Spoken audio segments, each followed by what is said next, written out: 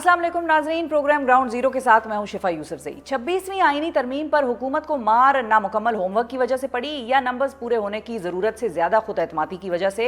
इस सवाल का जवाब 2 रोज़ कबल होने वाले भले भरपूर सियासी सरगर्मी को 48 घंटे गुजर जाने के बावजूद तलाश नहीं किया जा सका। और तो और इस बात का खुर्रा भी अब तक तलाश नहीं किया जा सका कि आखिरी वक्त मुजव्वज़ा तरमीम का मुसव्वदा कहाँ था और मौलाना फजल रहमान समेत हुकूमती शख्सियात इससे लाइल्म क्यों थी।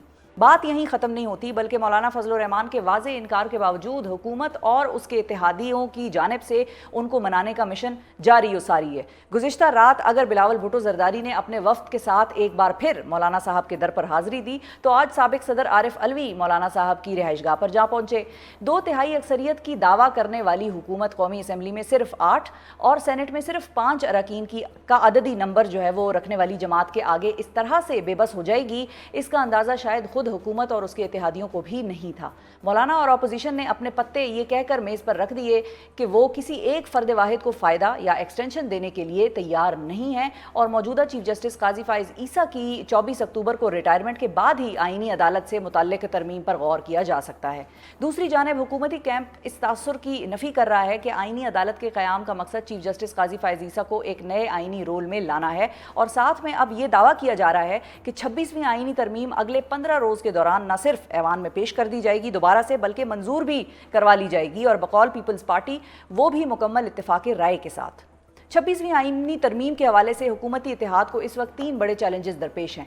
सबसे चैलेंज जो है वो नंबर्स गेम पूरा करना और इसके लिए मौलाना फजल रहमान को राज़ी करना है। दूसरा चैलेंज मौलाना फजल रहमान और अपोजिशन के 26वीं आईनी तरमीम से मुताल्लिक तहफ़्फ़ुज़ात को दूर करना और इस तरमीम को उनकी मर्जी के हिसाब से दोबारा ड्राफ्ट करना है। और तीसरा चैलेंज आईनी अदालत के क़याम और इसके हवाले से होने वाली चहमगोइयों पर वकला बिरादरी के तहफ़्फ़ुज़ात को दूर करना है, जो अब इस हवाले से एक भरपूर वकला तहरीक शुरू करने के इशारे दे रही है। मामला ख़राब कैसे हुआ और क्या अब ये ठीक हो सकता है, इस हवाले से गुफ्तगू करने के लिए हमारे साथ मौजूद हैं पाकिस्तान पीपल्स पार्टी के सीनियर रहनुमा और साबिक वफाकी वज़ीर नवीद कमर साहब। अस्सलाम वालेकुम नवीद कमर साहब।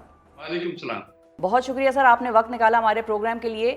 सबसे पहले तो नवीद कमर साहब ये बताइए कि 26वीं आईनी तरमीम पर हुकूमती इत्तेहाद को पीछे क्यों हटना पड़ा? होमवर्क मुकम्मल नहीं था आपके मुताबिक या नून लीग की खुद एतमादी ने मरवा दिया? बिस्मिल्लाहिर्रहमानिर्रहीम। मेरा ख्याल है कि ये तो दोनों एक ही बात आप जो कह रही हैं एक हद तक सही है कि हमेशा जब कोई इस किस्म का काम लेजिस्लेटिव काम होता है तो पहले लेजिस्लेटिव एक और खासकर अगर कॉन्स्टिट्यूशनल अमेंडमेंट है, क्योंकि नॉर्मल लेजिस्लेशन तो सिंपल मेजॉरिटी के वोट जो बैठे हुए हैं उनके वोटों से होगा। यहाँ पे एक स्पेसिफिक नंबर जो है वो जो भी लाए अमेंडमेंट उन्होंने प्रोड्यूस करना होता है और उसके लिए वोट कराना होता है। तो इसके लिए पहले एक कंसेंसस बनाना पड़ता है। ये 73 की आप जो ओरिजिनल आइन बना था जब 18वीं तरमीम हमने की या इस किस्म की और जब टाइम्स हुए, तो बाय एंड लार्ज पहले जो है वो कंसेप्ट्स पे एक कंसेंसस बनता है और उसमें जितना भी वक्त लग जाए और उसके बाद जो है वो एक ड्राफ्ट बनता है। वो ड्राफ्ट जो है वो कैबिनेट से, फिर असेंबली से, फिर अगर ज़रूरत हो तो कमेटी से, और फिर दोबारा आता है वोट होने के लिए। उसके लिए तमाम जो है वो पार्टीज जो भी उसको सपोर्ट करें उन सब के इनपुट शामिल होता है और वो उस पे वोट करती हैं। यहाँ थोड़ी सी मेरा ख्याल है कि उछलत यूं दिखाई गई कि पहले कोशिश की गई कि नंबर पूरे हों, उसके बाद कोशिश की गई कि किसी जो भी डॉक्यूमेंट होगा उस पे एक सबकी रजामंदी शामिल हो। तो मेरा ख्याल है कि that's where things went wrong. और अब जो इस सूरत हाल में जैसे चीजें आगे बढ़ती हैं तो एफर्ट यही होगा कि जो पिछली दफा नहीं कर सके वो अब करें कि पहले लोगों को ऑन बोर्ड रखें और उसके बाद ही जो है उनसे वोट मांगने की कोशिश हो। और दूसरा ये एक सेकंड में जी दूसरा ये कि जो मिनिमम एजेंडा है उस तक ही रिस्ट्रिक्ट रहा जाए। एक गो में सारी दुनिया की चीजें जो है करने की कोशिश ना की जाए और सिर्फ वो चीजें जो कि तमाम पार्टी जो कि आपके लिए वोट करेंगी उन सबको काबिल कबूल हो, तभी वो फ्लोट करनी चाहिए और तभी उसके लिए एफर्ट होना चाहिए। ठीक है, यानी कि जो आपने प्रोसेस हमें समझाया उसके मुताबिक तो हम यही कह सकते हैं कि हुकूमती इत्तेहाद को ये ओवर कॉन्फिडेंस था कि नंबर पहले पूरे कर लें, मान ही जाएंगे, ऐसा ही है सर? अब ये तो जिसने भी सोचा होगा उसके जहन में ये बात होगी, और मेरा ख्याल है कि उनका ये भी ख्याल शायद था कि बस एक दफा बात कर लेंगे। उन्होंने हाँ कहा है कि हम आपके साथ बैठने को तैयार हैं, तो उसको टोटल रजामंदी समझा गया, जो कि मेरा ख्याल है गलती। ठीक है, ठीक है, यानी कि मतलब नून लीग को फिर हम इसका मूरद इल्ज़ाम ठहरा सकते हैं कि भाई उनका होमवर्क ही नहीं था वो, क्योंकि ज़ाहिर है बातचीत तो सारी वही कर रहे थे इनिशियली, बाद में फिर बिलावल साहब और जरदारी साहब आए गेम में। देखिए ये तो सर ये एक सिंगल पॉइंट जो जैसे पीपल्स पार्टी ने ये आइडिया फ्लोट किया कॉन्स्टिट्यूशनल कोर्ट का based on charter of democracy, ये तो ओरिजिनल जो कंसेप्ट आया था उसमें तो ये था ही भी नहीं। ये तो बिलावल साहब ने फ्लोट किया ना कि जो आप उम्र बढ़ाने की बात कर रहे हैं और जजेस बढ़ाने की बात कर रहे हैं और सारी चीजें कर रहे हैं, ये इसकी बजाय आप एक करेक्ट फोरम जो है वो क्रिएट करें, क्योंकि वो फोरम आएगा तो इस वक्त तो आप देख रहे हैं कि हमारे supreme court particularly but high courts also to some extent ये उन चीजों में उलझी हुई है जो कि सियासी चीजें हैं और जो इंटरप्रिटेशन ऑफ द कॉन्स्टिट्यूशन के हिसाब से वो उठाई जाती हैं, फंडामेंटल राइट्स के हिसाब से उठाई जाती हैं। तो उसके लिए एक अलग फोरम होना चाहिए जिसका काम ही ये होना चाहिए।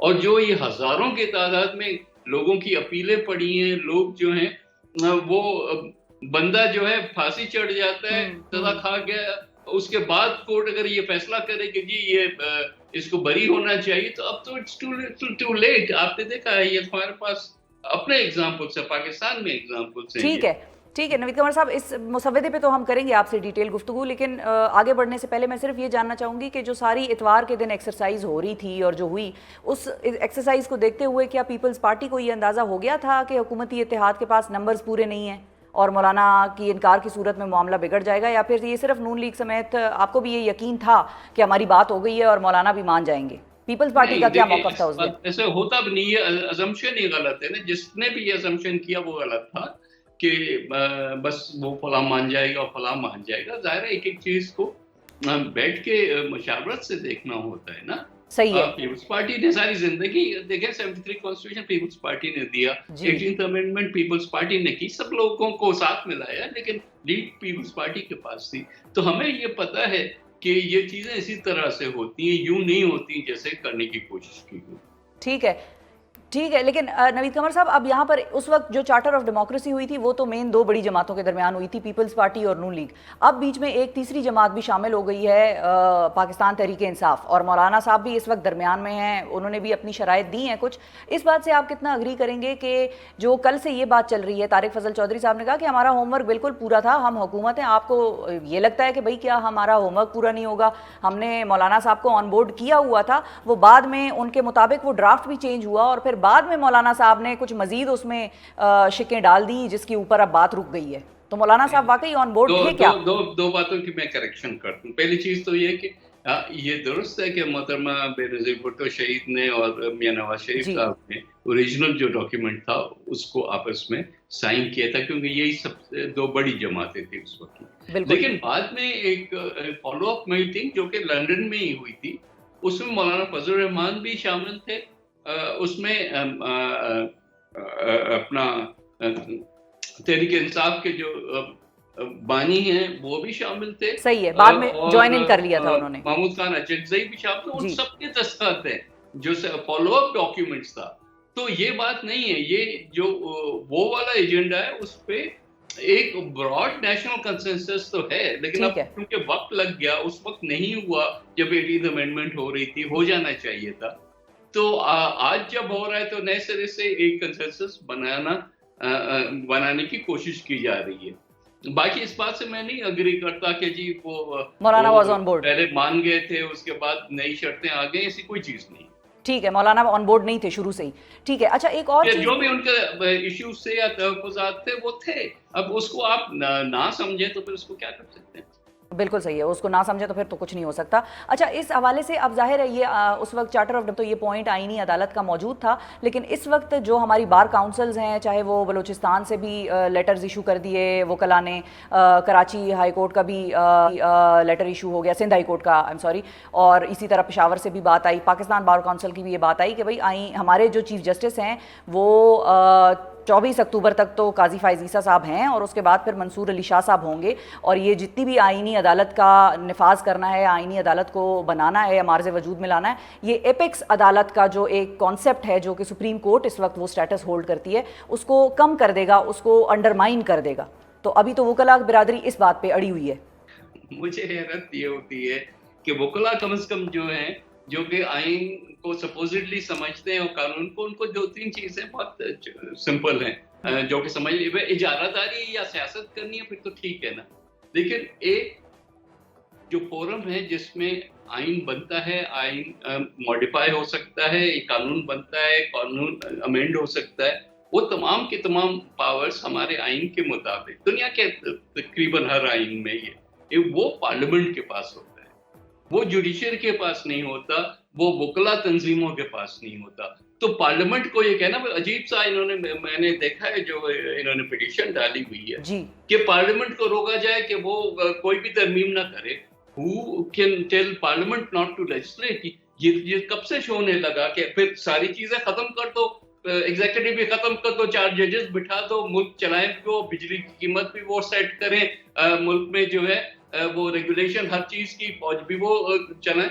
ऐसा नहीं होता ना, हर इदारे का अपना एक रोल होता है, जो भी रोल अपने रोल से तजावुज करेगा वो मुल्क में बिगाड़ लाएगा। तो नवीद कमर पार्लियामेंट को पार्लियामेंट का काम करने दे और जो जुडिशरी है वो जुडिशरी का काम सही है। अब और इसका एक हिस्टोरिक बैकग्राउंड भी, अनफॉर्चुनेटली ये पर्सन स्पेसिफिक जब हम हो जाते हैं ना, ये मैं कहता हूँ कि 18th अमेंडमेंट के टाइम पे भी यही मसला आया कि जब हम सीओडी के मुताबिक कॉन्स्टिट्यूशनल कोड बनाने जा रहे थे तो उस वक्त इफ्तिखार चौधरी साहब चीफ जस्टिस थे और मुस्लिम लीग का ख्याल ये था कि ये क्योंकि हमारे जज हैं तो हमारे जज के पावर नीचे नहीं आना चाहिए। ठीक है। तो आज पीटीआई यही कह रही है कि क्योंकि मंसूर अली शाह हमारा जज है और फैज ईसा की शक्ल हमें नहीं पसंद, तो फैज ईसा के अंदर तो ये नहीं होना चाहिए, अगर मंसूर अली शाह के नीचे आ जाए तो फिर ठीक है।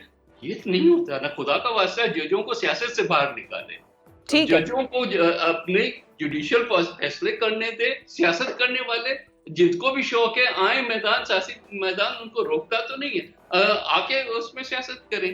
ठीक है। वकला तंजीमें जो हैं वो निकल के पूरे के पूरे कौम के इलेक्टेड बॉडीज को जो है ये नहीं कह सकते कि आपका काम नहीं है, ये हमारा काम है, हम करेंगे, ये नहीं हो सकता ना।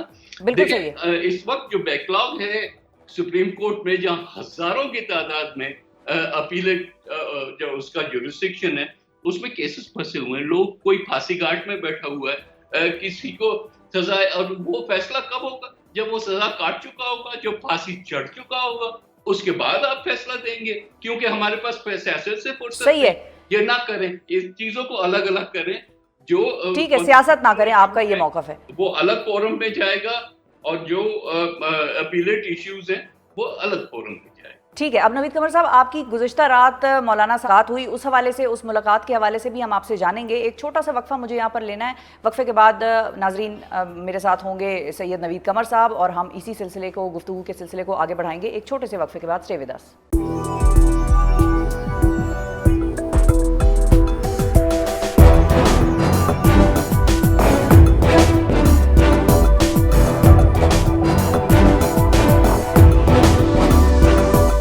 वेलकम बैक नाजरीन, हमारे साथ सैयद नवीद कमर साहब मौजूद हैं, पाकिस्तान पीपल्स पार्टी के सीनियर रहनुमा। नवीद कमर साहब, आपका सारा पॉइंट तो मैंने सुना कि बैकलॉग है और सुप्रीम कोर्ट में बहुत ज़्यादा केसेस पेंडिंग हैं और उनकी वजह से हमने एक आईनी अदालत का क़याम जो है वो इस वक्त डिस्कशन में लाए हुए हैं। लेकिन उसके हवाले से भी जब हम पर्सन स्पेसिफिक की बात करते हैं तो मौलाना साहब भी ये बात कर रहे हैं कि जब काजी फायज़ ईसा साहब रिटायर हो जाएँ उसके बाद हम इस पर मज़ीद बात करेंगे, उनकी रिटायरमेंट से पहले इस मुसव्वदे पर कोई बात नहीं होगी। तो उनको भी ये लग रहा है कि ये काजी फैज़ ईसा साहब को नून लीग जो है वो चीफ जस्टिस रखना चाहती है, या उनके लिए कोई स्पेशल पोजीशन जो है वो क्रिएट कर रहे हैं आईनी अदालत के थ्रू? उनका आइन एक बंदे के ऊपर नहीं रिलाय करता, कितना भी बड़ा आदमी क्यों ना हो। बात ये कि अभी कोर्ट बनी नहीं है, अभी उसका तरीकेकार सेट हुआ नहीं है, अभी ये पता ही नहीं है कि किस तरह से और कौन। अभी तो कंसेंसस बिल्डिंग की बात हो रही है, बैठ के मशावरत की बात हो रही है। अभी से ये अजम्पशंस कर लेना, ये तो पीटीआई का बयानिया जरूर है, क्योंकि उनको काजी साहब का एक फैसला नहीं पसंद। अब उसकी वजह से आप पूरे के पूरे आईनी ढांचे को माल तो नहीं रख सकते ना। सही है।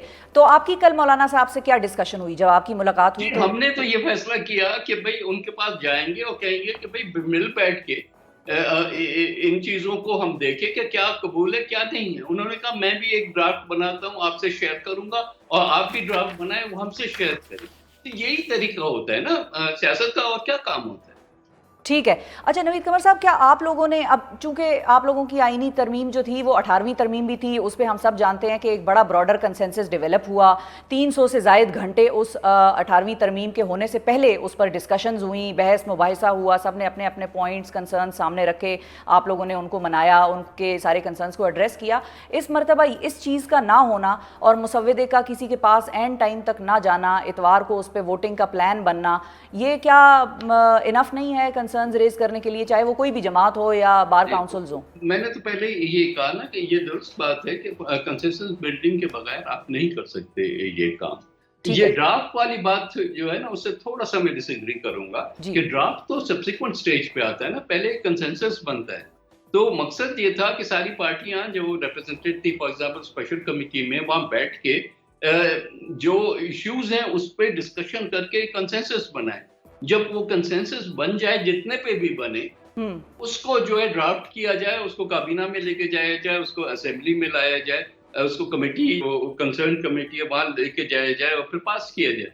इस तरह से होता है ना। इस वक्त ड्राफ्ट का कोई कई किस्म के ड्राफ्ट सर्कुलेट कर रहे हैं। ऐसा ही है। जो जहां से शुरू हुए थे वहां भी ड्राफ्ट नहीं थे पॉइंट से, लेकिन सही है, ये प्री मैच्योर है इस वक्त कहना कि ड्राफ्ट का है। ठीक है, प्री बिचोर है ये कहना कि ड्राफ्ट का है। अच्छा, एक और चीज़ भी हो रही है कि नंबर्स के हवाले से लोग बड़ा क्वेश्चन कर रहे हैं गवर्नमेंट को।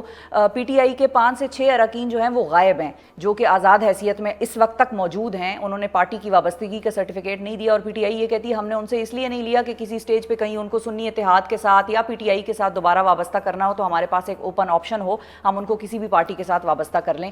तो अब वो जो 5 लोग गायब हैं, क्या हो सकता ना? ये तो जो कानून में लिखा हुआ है, आप उससे भी इनरफाई कर रहे हैं कि हम उनको जेब में रखेंगे जब तक हम देखें कि जहां हमें ये मोहरा यूज करना हो वहां यूज करें। सही है, कानून कहता है आपने डिक्लेयर करना है, ज्वाइन करना होता है। जब सुप्रीम कोर्ट की डिसीजन आई जो 85 वाली, तो उन्होंने भी एक टाइम फ्रेम दिया ना, इस टाइम फ्रेम में जो है जो है, क्योंकि उन्होंने एसआईसी की बजाय पीटीआई कहा कि पीटीआई को जो ज्वाइन करेगा तो ज्वाइन करेगा, वो ज्वाइन करेगा, जो इंडिपेंडेंट है वो इंडिपेंडेंट है। तो फिर अब क्या सही है, वो तो अब पीटीआई की जो भी स्ट्रेटजी थी नवीद कमर साहब, उन पे ही उल्टी पड़ती नजर आ रही है, वो इसकी वजह से अब खासे परेशान है। लेकिन क्या आप लोगों ने नून लीग से पूछा, या आप लोगों को ये चीज कंसर्न करती है कि वो 5 गायब क्यों हैं, उनको पेश किया जाए, सामने लेके आए? पहली चीज तो ये है कि किसी भी एमएनए को गायब नहीं होना चाहिए, किसी बंदे को नहीं होना चाहिए। मिसिंग पर्सन का जो कंसेप्ट है वही एक एलियन है डेमोक्रेसी से। लेकिन हैविंग सेड दैट, अगर कोई शख्स नहीं आपको मिल रहा तो आप उसको ढूंढें। ये क्या बात ढूंढ लिया है उन्होंने, वो कहते हैं पंजाब हाउस में मौजूद है। मिल रहा तो इसलिए जरूर जो है वो इस काम के लिए इस्तेमाल हो सकता है, हो सकता है ना हो। ठीक है, दैट टाइम विल टेल ना। अगर टाइम विल टेल। इंडिपेंडेंट है तो इंडिपेंडेंट है, you can't change his status suddenly, गायबाना तौर पे तो नहीं उसका स्टेटस चेंज हो सकता। ठीक है, वो टाइम विल टेल कि वो कहाँ है। वैसे तो वो लोग पीटीआई वाले ये कहते हैं पंजाब हाउस में रखा हुआ है उनको, हम उनकी रिकवरी के लिए कोर्ट जा रहे हैं। ठीक है, लेकिन अब नंबर्स पे अगर हम बात करें तो इवन मौलाना अगर मिल भी जाएं हुकूमती इत्तेहाद के साथ तो स्टिल दे आर 5 और 3 शॉर्ट ऑफ, मतलब 5 और 3, तो वो नंबर कहाँ से पूरा करेंगे? मुझे क्या पता भाई, अगर नहीं है नंबर तो नहीं होगी ना। तो ये तो अजीब सवाल आते हैं ना। वो आप भी वही सवाल कर रहे हैं जिसके बेसिस पे जो हुकूमत ने शुरू में किया कि पहले नंबर पूरा करो फिर बात करो। मैं पहले मैं बात इसलिए करो कर रही फिर हूँ नवीद देखो, हो कमर। सकता है कि और भी पार्टीज जो हैं वो ठीक है, ऑन बोर्ड हो जाएं। आप पहले से क्यों अजम्पशंस कर रहे हैं? सही है, वो मैं एजम्पशंस नहीं कर रही नवीद कमर साहब। अभी सिर्फ अभी तक एमक्यूएम ने भी बड़ा एतराज़ उठाया है इस पे। अब देखना है कि और कौन सी पार्टी ऐसी है जो इस पे ऑन बोर्ड होती है। मेंगल साहब ने भी कहा है कि मैंने तो इस्तीफा पहले ही दे दिया था। उन्होंने बड़ी एक दिल बर्दाश्ता सी ट्वीट की है कल परसों भी कि मैंने तो इसीलिए इस्तीफा दे दिया था जब मैंने ड्राफ्ट पढ़ा। उससे पहले मैंने कहा था कि मेरे वोट आपके हैं अगर आप 2000 मिसिंग पर्सनस को रिलीज़ कर देते हैं, लेकिन अब जो मैंने ड्राफ्ट पढ़ा है तो मैंने ठीक किया इस्तीफा दे के इस पार्लियामान से।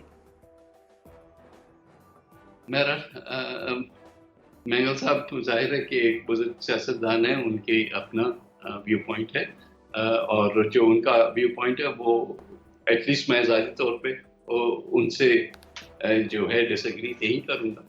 सो अब देखते हैं कैसे हालात आगे बढ़ते हैं। ठीक है। अच्छा, जो 2 हफ्ते का टाइम फ्रेम अभी डिस्कस हो रहा है कि 2 हफ्ते के अंदर दोबारा इसको टेबल किया जाएगा, नहीं, आपको लग रहा है 2 हफ्ते में हो जाएगी ये ये? ऐसी बातें करना ही बेकार बात है ना। 2 हफ्ते आपको क्या पता 2 हफ्ते में कंसेंसस बनेगा या 2 महीने में बनेगा। अभी से ये चीज़ें कह देना जो है, I don't think it is mature for politics. बिल्कुल सही है। नहीं, मैं नहीं कर रही नवीद कमर साहब, ये तो नून लीग नहीं, कह नहीं, रही है। जिसने भी कहा है मैं उन्हीं को जवाब दे रहा हूँ। जी, जी, ठीक है। यानी कि आपको नहीं लगता कि 2 हफ्ते में ये कहानी खत्म हो नहीं, सकेगी? मुझे नहीं पता कि 2 हफ्ते में होगा या नहीं। अगर हो सकता है कि बहुत सिंपल चीज़ हो, जैसे कोई एतराज़ ना करे, तो हो सकता है फौरी तौर पे भी हो जाए। ठीक है, बहुत शुक्रिया अदा करेंगे नवीद कमर साहब, आपने वक्त निकाला। नाजरीन, नवीद कमर साहब ने वाज़े तौर पर नून लीग की स्ट्रैटेजी, नून लीग की हिकमत अमली या नून लीग का तर्ज तरीका जो हम कहेंगे, तर्ज कहेंगे या तरीका कहेंगे, कि जिस तरीके से वो आईनी तरमीम लेकर आ रहे थे उस पर सवाल उठा दिया है, और नंबर्स गेम के हवाले से भी उन्होंने नून लीग के दावों को डिस्प्यूट कर दिया है। इसी के साथ प्रोग्राम में शामिल करेंगे एक छोटा सा वक्फा। वक्फे के बाद आपसे दोबारा मिलते हैं, तो इसी मौजू पर मजीद बहस होगी एक वक्फे के बाद।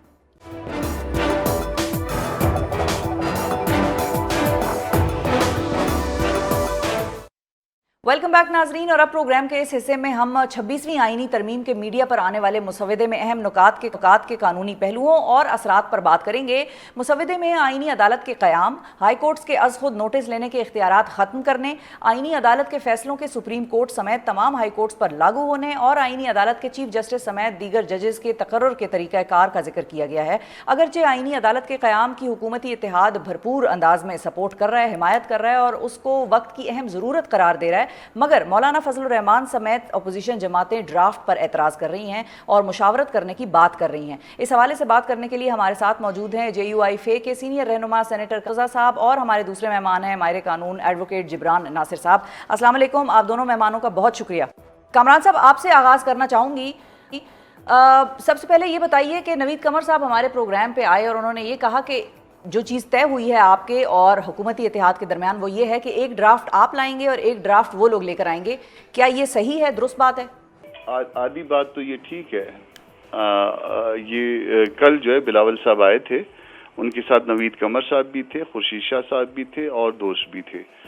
उसमें ये बात यकीनन हुई थी। उन्होंने बिलावल ने ये कहा था कि हम अब जो है ना छोड़े हुकूमती जो है ना वो उसको मामले को, हम आपस में दोनों जमातों का एक माजी है और हमने नस्लों से जदोजहद की है जमहूरियत के लिए, तो आए हम सारे मिल के जो है ना ये हम सारे मिल के यानी हम और JUI मिल के एक नया ड्राफ्ट बनाते हैं। तो उसको जवाब मौलाना साहब ने ये दिया था कि आप अपना ड्राफ्ट जो है ना वो अगर कोई आपने बनाया है तो वो हमसे शेयर कर लीजिए, हम अपनी चीज़ जो है वो हम खुद बना लेंगे और फिर आपके साथ शेयर कर लेंगे। जो चीज़ें कामन होंगी वो उसके ऊपर जो है ना वो हम आ जाएंगे, मगर ये जो इकट्ठे मिल के चलने वाली बात है उसमें ये ना हो कि फिर जो है ना हम आपके साथ कोई अच्छी बुरी बात कर लें, आप खुदा न खास्ता हमसे अच्छी बुरी बात कर लें और बाद में हम एक दूसरे का नाम लगाते रहें, तो इसलिए ये मुनासिब नहीं है। आप अपनी चीज़ें शेयर करिए। तो फिर मुर्तज़ा वहाब की ड्यूटी ये लगी थी कि वो मेरे साथ शेयर करेगा जो उनका ड्राफ्ट है, मगर उसके बावजूद जो है ना कि काफ़ी सारा टाइम गुजर गया मगर वो अभी तक डॉक्यूमेंट नहीं आया। वो शेयर करेगा, फिर हम उसको रिस्पॉन्ड करेंगे। ठीक है, सही है। अच्छा कामरान साहब, एक और चीज़ भी मैं आपसे जानना चाहूँगी। मीडिया पर बड़े दावे चल रहे हैं और मुख्तलिफ खबरें और ज़राए के मुताबिक ये बात सामने आ रही है कि कोई ब्रादर इस्लामी मुल्क है और उसके वफ्द ने मौलाना साहब से मुलाकात की है जिसमें कि मौलाना साहब को उन्होंने इस तरमीम को सपोर्ट करने की दरख्वास्त की है। क्या ये खबर दुरुस्त है? देखिए, मेरा कद इतना बड़ा नहीं है कि मैं ब्रादर इस्लामी मुल्क के मामलात में जो है ना वो किसी भी जो है ना वो बात कर सकूं, और मेरे सामने कोई आया नहीं है। अगर कोई आया होता तो मैं शायद उसको मुझे पता होता, या मुझे किसी ने बताया नहीं है, ये मुझे नहीं पता। मैं इस बारे में कुछ नहीं कह सकता। ठीक है जिब्रान साहब, अब इस सारे मामले में मसला तरमीम के सब्सटेंस और उसके मुख्तलिफ नुकात का है या उसकी टाइमिंग और जिस तरीके से उसको पेश किया जा रहा था प्रोसेस का है? प्रॉब्लम क्या है? देखिए, वकला बरादरी से तो कमरान मुर्तज़ा साहब का भी ताल्लुक है और हमारे वो सीनियर हैं और एक जिम्मेदार वकील हैं, बार मेंबर हैं। और जहाँ तक यकसर मुखालफत की बात है, वो मेरे ख्याल में ख़ास तौर पे इस पहलू की है कि जिसका जिक्र जो है JUIF की जानिब से भी हुआ, पार्लियामेंट के फ्लोर भी और पार्लियामेंट से बाहर भी, कि इस जल्दबाजी में, इस उजलत में, अंधेरों में, जहाँ जिस वक्त रात के 12 बजे आप चाहते हैं कि तरमीम पास हो, वहाँ रात के 8 बजे वज़ीर कानून कह रहे हैं कि मुझे ड्राफ्ट मिल गया है। तो आपने इस पूरे अमल को ड्यूबियस बना दिया और इस अमल में आप जिसका भी वोट मांगेंगे यकीनी तौर पे वो अपने ऊपर भी शक व शुबहात इन्वाइट करेगा। तो मेरे ख्याल में पहली तो अच्छी काविश ये हुई है कि इन चीज़ों को ज़रा ठहराव के साथ पार्लियामेंट के फ्लोर पे लेके, जो पार्लियामेंट का इस्तेकाक है कि कोई भी आईनी तरमीम आए उसके ऊपर ओपन डिबेट होनी चाहिए, तमाम मेंबरान्स को उसके आगाह होना चाहिए और उसके थ्रू जो है वो आवाम को पता होना चाहिए। आप ये नहीं कह सकते कि आप आवाम या जमहूरियत की खातिर कोई चीज़ लेके आ रहे हैं मगर वो सारी की सारी कार्रवाई इन कैमरा होगी। और जैसे अक्सर आप वो वीडियो और न्यूज़ पैकेजेस देखते हैं कि पार्लियामेंट से बाहर मेंबरान निकल रहे हैं तो उनसे पूछा गया कि भाई किस चीज़ पे हाथ उठा के वोट किया था, तो उनको खुद इल्म नहीं है। अब हम दूसरे पहलू पे आ जाते हैं जो कि इसके अंदर एक्चुअल शिकें मौजूद हैं, जिसके तहत हमें ये नज़र आ रहा है, या बार के मेरे ख्याल में कसीर तादाद को, सीनियर वकला को नज़र आ रहा है कि एग्जीक्यूटिव की एक अपनी जुडिशल ब्रांच बनाई जा रही है और जुडिशरी का जो सारा मैंडेट है, जुडिशरी की जो सारी जुरिस्डिक्शन है, वो समेट के एग्जीक्यूटिव अपनी जुडिशल ब्रांच को दे रहा है, जो इस आईनी तरमीम के तहत ये बता रहा है कि इस वक्त की जो सुप्रीम कोर्ट है, और मैं बहुत जिम्मेदारी से लफ्ज़ इस्तेमाल कर रहा हूँ, वो जैसे कि नाअहल है, वो इस काबिल नहीं है कि या उनका एक मौसर किरदार हो जजेस की अपॉइंटमेंट में, वो इस काबिल नहीं है कि उनका मौसर किरदार हो जुडिशल कमीशन में या सुप्रीम जुडिशल काउंसिल में, चूँकि वहाँ पे भी उनकी जो तादाद है जजेस की सुप्रीम कोर्ट की उसको महदूद कर दिया गया है और जो एक नई आईनी कोर्ट का तस्वुर दिया जा रहा है उनके जजेस की तादाद बढ़ा दी गई है। और अगर पिछले 2-3 सालों में एक टग ऑफ वॉर रहा है इदारों के दरमियान या कुछ फैसलों से कुछ मखसूस सियासी जमातों को ठेस पहुंची है, 3 साल पहले तक बहुत से फैसलों की मुखालफत PTI करती थी, अब PDM कर रही है। आप इन वक्ती फैसलों से या जो भी इनका टाइम स्पेसिफिक इम्पैक्ट होता है, इससे आप कदो खाल नहीं बदल सकते पूरे आइन की और जो सेपरेशन ऑफ पावर्स और ट्राइकोटमी ऑफ पावर्स का स्ट्रक्चर है पाकिस्तान के अंदर। ठीक है, और आप एक तरीके से सबवर्ट नहीं कर सकते जुडिशल इंडिपेंडेंस को। कमरान साहब, इस सारे ड्राफ्ट में कौन सी चीज आपको और आपकी जमात को सबसे ज्यादा प्रॉब्लमैटिक लगी? आपके पास शायद दूसरा तीसरा ड्राफ्ट है। जो पहला ड्राफ्ट है वो इनिशियल जो ड्राफ्ट है वो उसमें आर्टिकल 8 को भी जो है ना उन्होंने वो छेड़ा हुआ था, आर्टिकल 199 को भी छेड़ा हुआ था, आर्टिकल 51 को भी छेड़ा हुआ था, आर्टिकल 106 को भी छेड़ा हुआ था। मतलब कुछ जजमेंट्स को जो है ना वो इनअफेक्टिव करना और प्लस जो है ना लोगों के फंडामेंटल राइट्स के ऊपर जो है वो हाथ डालने की कोशिश थी। वो आप लोगों के पास नहीं पहुंचा, मेरे पास मौजूद है। वो जो इनिशियल जो बात शुरू हुई थी वो इससे शुरू हुई थी। वो ड्राफ्ट आप लोगों को कब दिया था? वो जिस दिन अगले दिन जो वोटिंग होनी थी उससे पहली रात, जो मतलब उसी रात को मत समझ लीजिए रात को 2 बजे के लगभग। अच्छा, हफ्ते की शाम को, यानी कि शाम में नहीं ना, मैं मिडनाइट में, रात तो 1 और 2 बजे के दरमियान होगा। अगर एग्जैक्ट टाइम मैं अगर उसको जो है ना अगर रिकॉल नहीं कर रहा तो 1-2 बजे के दरमियान होगा। पहले 2 बजे और फिर उसके बाद इमीडिएटली बिलावल साहब आ गए, उस वक्त फिर 3 बजे थे रात को। फिर हमने इसको आपस में डिस्कस किया। तो वो उसमें आर्टिकल 8 भी था, उसमें आर्टिकल 199 में भी जो है ना वो नेशनल सिक्योरिटी के नाम पे कदगने थी। तो ये बहुत मुश्किल बात थी जो कि हम इसको जो है ना वो इसमें वो कर सकते, मगर इस वक्त हम इसको बगैर पढ़े और इसको बगैर डिबेट किए और सुबह सवेरे जो है ना आपके साथ इसके ऊपर एग्री कर लें, ये मुमकिन नहीं है। ये तो हमने लोगों में जो जाना है, अपने इलाकों में जाना है, उसको हम किस तरह से आंसर करेंगे। आप हमें कायल करिए कि आपकी उसमें क्या चीज़ें जो है ना अच्छी हैं, क्या बुरी हैं। और ये बज़ाहिर तो ये लग रहा है कि आप सारे लोगों के फंडामेंटल राइट्स ले रहे हैं, आप तो अदालतों के इख्तियारात भी ले रहे हैं, आपको जो है ना स्पेसिफिक पर्सनल अपॉइंटमेंट्स भी करनी है। ठीक है, यही सवाल कामरान साहब और जिब्रान, आप दोनों के सामने मैं ये पॉइंट रखूंगी कि यही सवाल जब हम हुकूमती रहनुमाओं के साथ उठाते हैं तो वो आगे से ये कहते हैं कि ज़रूरत है वक्त की। सुप्रीम कोर्ट पे मुकदमात का इतना बैकलॉग है कि एक आम आदमी का मुकदमा वो बेचारा मर जाता है और फिर उसकी जाके तारीख लगती है। तो इस वजह से हम ये एक आईनी अदालत बना रहे हैं ताकि सुप्रीम कोर्ट का बर्डन जो है वो कम किया जा सके। इस पर मैं आप दोनों का टेक चाहूंगी। पहले कामरान साहब आप अर्ज कीजिए। उसमें ऐसा है कि ये बात तो सीओडी में भी है, चार्टर ऑफ डेमोक्रेसी में भी है, ये आईनी अदालत का कॉन्सेप्ट। मगर चीज़ें अगर पर्सन स्पेसिफिक हो जाएंगी और वो आप देखेंगे कि कामरान साहब का कदो कामत कैसा है और कपड़े उसी तरह के जो है ना वो खरीद के लाएंगी या बनाएंगी, तो फिर जो है ना वो उसके ऊपर जो है ना वो शकूक पैदा होंगे, उस पर उंगलियां उठेंगी, उस पर जो है वो लोग जो है उसको एक्सेप्ट नहीं करेंगे। ये आइडिया अच्छा भी हो सकता है, ये आइडिया रद्द भी किया जा सकता है, दोनों बातें हो सकती हैं, मगर ये डिबेट इस पे रिक्वायर्ड है। जी जिब्रान साहब। देखिए, चार्टर ऑफ डेमोक्रेसी एक पार्लियामेंट्री डॉक्यूमेंट नहीं है, मगर वो भी इस तरह से रात के अंधेरे में नहीं हुआ था। पूरे मीडिया को, पूरी कौम को आगाही थी कि क्या टर्म्स हैं और क्या होने जा रहा है, तभी सारी पार्टीज ने उसकी तायद भी की बाद में। तो एक तो ये सीक्रेसी एलिमेंट हो गया। दूसरा, हम वक्त की ज़रूरत की बात कर लेते हैं। जी, इस वक्त वक्त की ज़रूरत ये है कि जो नून लीग की हुकूमत है, जिसके पास आधा अक्सरियत भी नहीं है और जिसकी आधे से ज़्यादा सीटों के ऊपर इलेक्शन ट्राइब्यूनल्स ने सवाल उठा हुआ है कि वो लेजिटिमेट हैं भी कि नहीं, और वो इस्टेब्लिशमेंट की बैकिंग के साथ इस वक्त हुकूमत में आई हुई हैं। तो इस्टेब्लिशमेंट को राज़ी करना और इस्टेब्लिशमेंट को दिखाना कि हम मौसर हैं और आप जो चाहते हैं वो हम आपको डिलीवर करके दे सकते हैं, चाहे वो ये क्यों ना हो कि आप हाई कोर्ट से इख्तियार ही ले लें कि कोई अफसर चाहे उसका किसी एजेंसी से ताल्लुक हो कि ना हो, अगर वो नेशनल सिक्योरिटी के ज़ुमरे में काम कर रहा है तो उससे पूछगछ नहीं होगी। या अगर इस वक्त सुप्रीम कोर्ट कंसिडर कर रहा है कि मिलिट्री कोर्ट्स के अंदर सिविलियंस का ट्रायल हो सकता है कि नहीं, तो सुप्रीम कोर्ट से वो ट्रांसफ़र करके भेज दिया जाए नई आईनी अदालत में। या जो रिजर्व सीट्स का मामला है जिसमें 12 जुलाई का फैसला है, इसकी भी इम्प्लीमेंटेशन को जो है ट्रांसफ़र कर दिया जाए आईनी अदालत में। इसी तरीके से आपके जो मिसिंग पर्सन के केसेस हैं उसके अंदर आप जुरिस्डिक्शन लिमिट कर देंगे हाई कोर्ट्स की, चूंकि आप नेशनल सिक्योरिटी के ज़ुमरे पे सवाल नहीं कर सकते। तो ये बहुत सारी चीज़ें इसमें ऐसी हैं जो वक्त की ज़रूरत नून लीग की है कि अपने आप को मौसर साबित करना है, चूंकि वो अवाम की अगर मुंतखब नुमाइंदे होते और एक fair and free transparent election के जरिए आते और उनकी हकीकी तौर पे ये सीटें होती, तो उनको इस तरीके से बंद कमरों में छुपने की ज़रूरत नहीं थी। वो अवाम के मैंडेट के साथ धड़ल्ले से ये लेके आते आईनी तरमीम, ओपनली इस पर डिबेट करते और पूरी अवाम उनका साथ देती।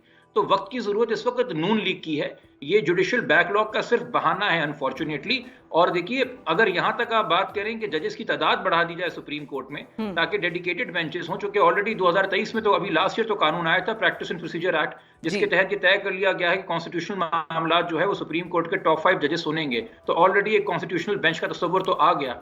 आप ज़्यादा से ज़्यादा सुप्रीम कोर्ट के अंदर जजेस की तादाद बढ़ाने की बात करते ताकि डेडिकेटेड बेंचेस हो जाएं सिविल केसेस की, क्रिमिनल केसेस की, जैसे इंग्लैंड के अंदर भी होती हैं, चांसरी डिवीजन और दूसरे मामला सुपीरियर कोर्ट्स के लेवल पे। मगर इस इतने बड़े मुसव्वदे में जो 29 पेज का घूम रहा है मीडिया के अंदर, इसमें बीच बीच में बहुत ज़्यादा बारीक वारदात डाली गई है। और मैं यहाँ पे अगेन कहूँगा कि इस वक्त आप और मैं इस पोजीशन में हैं कि हम इस पे डिबेट कर सकते हैं और ये सानिया हो नहीं चुका और अब इसके अंदर कोई अपोजिशन की गुंजाइश है, उसमें क्रेडिट हमें देना चाहेगा कि पार्लियामेंट में इस वक्त जो मौजूद कुव्वतें हैं, एक पीटीआई जिसने मुजाहिमत की, मगर खासतौर पे JUIF जिनकी वजह से ये प्रोसेस डिले हुआ है और आवाम के सामने अब खुल के चीजें आ रही हैं। बिल्कुल।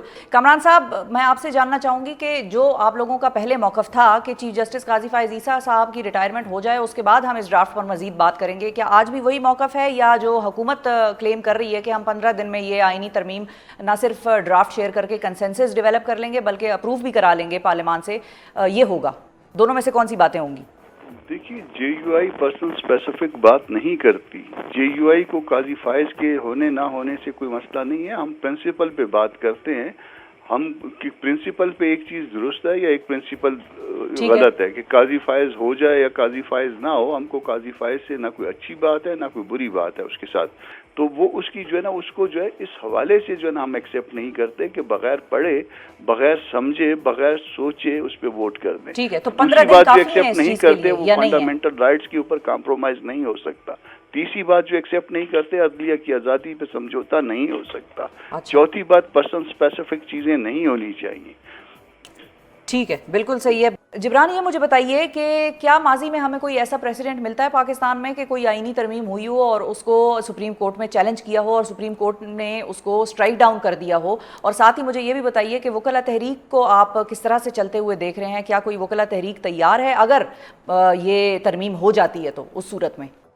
देखिए, आईनी तरमीम का सुप्रीम कोर्ट में चैलेंज होना कोई नई बात नहीं है। हमारे सामने जब एपीएस के वाक़े के बाद तरमीम करके मिलिट्री कोर्ट्स लाई गई थी, तो उस हवाले से भी सुप्रीम कोर्ट ने एक डिसीजन दिया था जिसमें मेजॉरिटी ने एग्री किया था कि मिलिट्री ट्रायल्स होना चाहिए टेररिस्ट का, माइनॉरिटी ने डिसएग्री किया था, जिसमें सबसे ज़्यादा जो मुखालफत की थी सख्त अल्फाज में वो उस वक़्त के मौजूदा चीफ जस्टिस काजी फैज़ ईसा साहब ने की थी। जी। तो ये डोमेन तो सुप्रीम कोर्ट का हमेशा से रहता है कि आईनी तरमीम के ऊपर बहस भी हो सकती है, डिबेट भी हो सकती है, जो कि कोई भी आईनी तरमीम जो है वो आइन के बेसिक स्ट्रक्चर के खिलाफ नहीं हो सकती।